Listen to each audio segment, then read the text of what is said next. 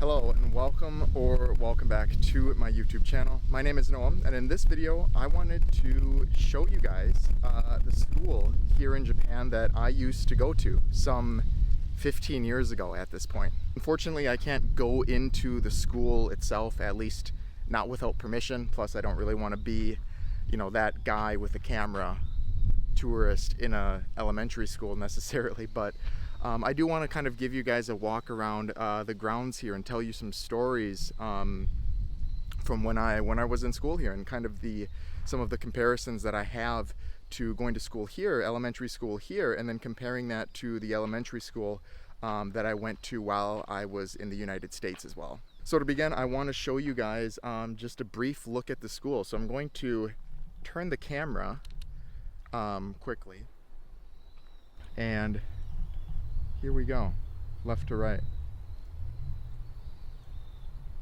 Obviously the big white building there is the school, if you couldn't tell. And then this area is the playground, really, with plenty of equipment, as you can see. And I do want to say that the equipment, like the monkey bars, the goalposts, the climbing bars over there, the little stones over there, have not changed since I was here. Literally, this equipment that you see right here is original, canon from when I was here. So maybe funding was low, or the PTA couldn't raise any money, but this equipment is probably 30 years old at this point, because it was here long before I was a student here as well. One thing you're probably noticing immediately is the lack of grass on the playground, right? It's very traditional. It's pretty much a norm in the United States for elementary schools, kindergarten areas, high schools, all of that stuff, to all of those schools to have grass as their, on the playground, right? For soccer, for football, whatever it is. But typically in Japan, they actually use this sand, like a clay sand, whatever it is. As far as the reasoning goes, it's probably resources, right? It takes money to keep the grounds gardened. You need water to make sure that it doesn't die off. So I think it's mainly the reason they mainly do it is just because it's easier, right? And certainly it's not that fun, right? Because if you do take a tumble, which I did quite a bit while I was here, it's pretty gnarly, right? You get your scab, and then there's dust, there's sand in the scab itself, and it's kind of a whole mess. But this is actually pretty normal, right? And apparently there's a good reason for it, but I always thought that it was kind of a different experience when I would go from this to my elementary school back in Wisconsin, to have it be everything, the entire playground being grass and wood chips and stuff like that.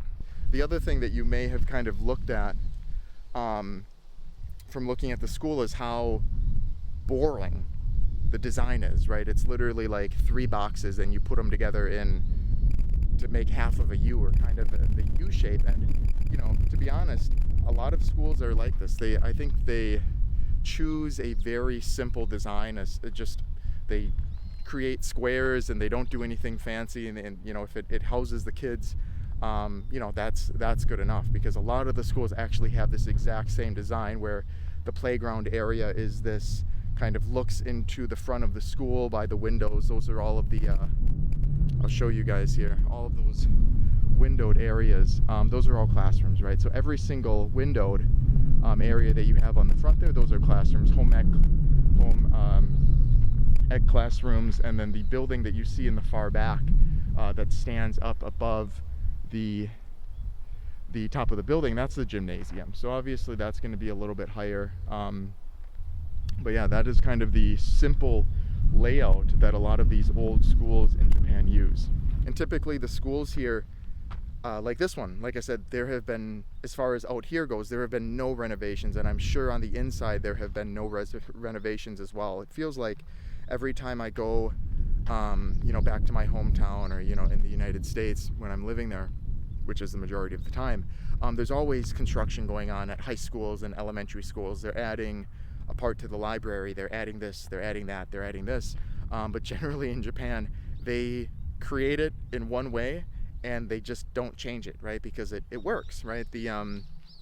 I'll kind of get into this in a little bit here, but you know, the the look of the school isn't going to dictate how educated the kids become coming out of the school, right? It's not going to dictate how how well performing they're going to be on exams, how good of people they're going to be coming out of the schools either. But I will say that I do have quite a few memories here, even though it was so long ago. But this is the first time I've actually walked on the grounds in that whole time. Like every time I would visit Japan, and I have visited quite a few times since I don't want to say graduated elementary school, but since I stopped going to elementary school here, I just never came back. I never came back to the school for one reason or another. But I am here today, and I am kind of reliving all of the unique moments that we kind of have at at Japanese schools here. One of them, it's a pretty big event. I don't want to go into obscene amount of details with it, but everybody, every class, every grade, every teacher gets involved, and they basically use the entire grounds here to basically separate all of the grades between red and white. Red team, white team. Mixed grade levels for each, and all the teachers even it out. And it's basically an athletic and spirit competition with the school itself. It's very unique, right? So I would be red team one year, and then white the next year, and mixed with grades. And the whole event basically was they would create a track with and you can kind of see it on the ground a little bit here. It's a little bit of a small track, but we did races, right, with each other, and then you were awarded points and points and points and so on. And then the teachers were even assigned, I believe, red or white team, and then the teachers would race each other. And then there was an event where it was a spirit event. So individuals from each class were kind of picked as representatives to lead these chants, and we'd have all the kids, red on that side, white on that side, yelling these chants, and then there would be judges from the school district all the way in the front of the school over there judging who had the most spirit. And then they would, it was just this, and they still do it, right? That tradition is a normal thing for basically all schools. Like it wasn't just unique to my school. Every school pretty much does it, and it's been a tradition for how many years, and it probably will be a tradition forever. But that kind of camaraderie that you build while you're even at this elementary school level, I think in the United States we have that at high school, for football games, for track or whatever. But the school spirit that we build up in elementary school through those type of events is a pretty stark difference than what we have, I think, in the United States, or at least the experience that I had in elementary school in the United States. We would also have school marathons, and I don't mean marathon as in 26.2 miles, right? It was obviously less than that. It was probably 2 miles or something like that. But every single person in every grade, first grade all the way to sixth grade would run, right? We would start right here.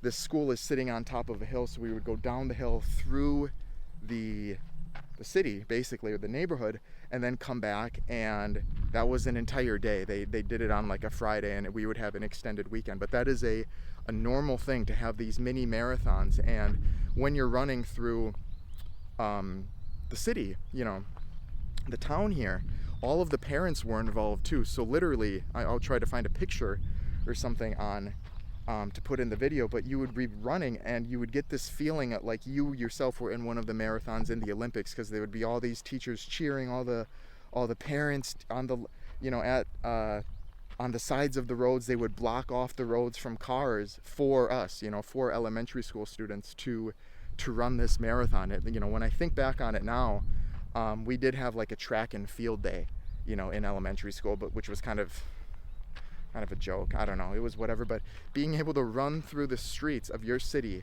with, it wasn't only parents too. There were just random bystanders that would want to come by and cheer on the kids because they knew how much that meant to them. And My experience, I was unfortunately kind of a chunker in school. My routine basically was that I would go to school in the United States for 6 months, and then I would come here for 6 months, basically, whatever it was. And when I would go to the United States, I would, my diet was different, right? I was in good shape over there, but when I would come here, I had to cut down weight because the kids were so much faster than I was. Maybe not now, because I'm pretty athletic now, but that was the experience that I had. So running these marathons, it was always a fight for me. But there was one year throughout my 6 years here at the school, I think it was in my 5th year, where I prepped for it in the United States when I was in school. I knew I would be coming here for the marathon. I would be here for it. Well, it's not a marathon, but you guys know what I mean. And I ran, on Saturdays, as this little 5th grader, I would be running. And I got here and I was able to get third place in my grade, which was a huge accomplishment, because I'm telling you, the kids here, their athletic ability is pretty unbelievable, if I'm going to be honest. Like, across the board, if you look at every single student, a lot of them would be, pretty much all of them, over 85% would be considered pretty athletic if you look on like a global level. It's pretty unbelievable. So I had my hands full for that event, but it was just it's a pretty strong memory that I have, while I was going to school here. One of the other experiences that I had was actually pretty unique. Essentially what happened was that one of my teachers, I think it was maybe in 4th grade or something like that, wanted to partake in this event. In Japanese it's called Sanju ni Sanjuikaku, which I think roughly translates over to 30 people, 31 legs, 30 people, 31 steps, something like that. But basically what you do, and I'll try to find a picture, is that you take 30 kids, right? Because that was pretty much the average for classrooms here. Probably not now with the population decreasing. It's probably like half that. But you would line up in a line horizontally, and you would strap your legs to each other. And so basically, if you were between two people, both of your legs would be strapped up to someone else. And if you were on the outside, the two outsiders would have one strapped up and one not. And you basically race 50 meters, and it's just like, it's a national thing where you can enroll your class and you can kind of compete to win a prize. So we started doing it, our class, and I just remember it being such an experience, right? Because you think of doing that with like athletes now, even high level athletes, how much coordination and communication and rhythm you need to have all at the same time for those 10 seconds or whatever it is, without falling. And you can imagine, if one person falls, the entire team gets dragged down too, because they're all connected, right? And it was really bad when we would mess up, because you need to include everybody, right? You can't just cherry pick the best athletes in a school. Everybody has to be in a class. So you get people that are more unathletic, right? You get people that are heavier set. You get people that are taller and maybe don't have the best speed for 50 meters and so on. And you have to connect everybody together, and then you need to run these 50 meters. And I remember we did it, and how at one point we just couldn't get a rhythm down. We were just struggling, and the competition was coming up, and my teacher actually got emotional while we were practicing, and basically said, if you guys really want to do this, you gotta buckle down and do it. I can't remember what she said, but she was crying, and everybody was sad about it. But we got our shit together, and we did compete. No mishaps, right? A mishap would be falling or one of the straps from your legs coming off, because then that would mean you weren't connected. And we finished, I think, fourth or fifth in the entire competition, which was pretty good, considering the kids that won were all like, little midgets and skinny, so and we had bigger people.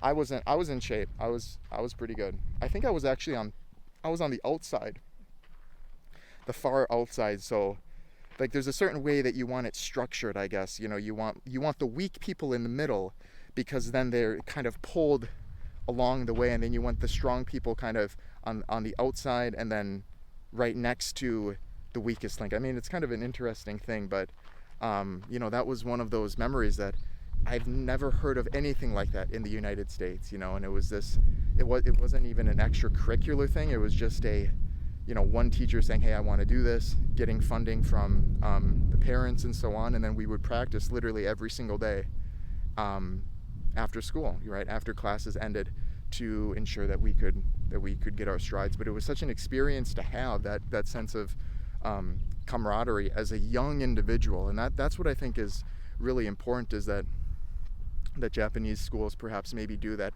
other schools should as well, where it's creating this connection between your teammates, right, your classmates, other people that are living in the same city as you, and having this kind of sense of belonging, having this sense of trusting each other and so on. And it was just such a unique experience that I never really got in when I would go to school in the United States, in elementary school, or kind of a little bit in high school, maybe with sports playing a role, but it just started so much earlier here when I would go to school in Japan.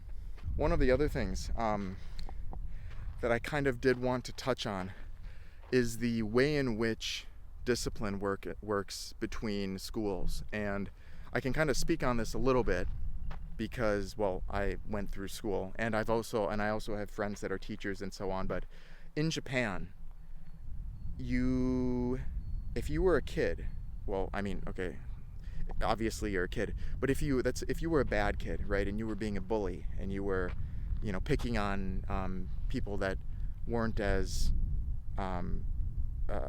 stubborn, I don't know, not stubborn, is not exactly the word, but if you were picking on kids that were smaller than you or whatever it was, teachers had a right to pull you aside, pull you in a room, just the two of you, and basically bully you, to make you feel how the other kid that you were bullying was felt. This happened to me. And other kids, not just me, and it wasn't for bad reasons. Obviously, that's the first thing everybody would say, but the teachers would yell at you. They would become scary. Kids would cry. They wouldn't get beat, right? But they would get shaken up a little bit, because it's important to show people the effect that you have on them.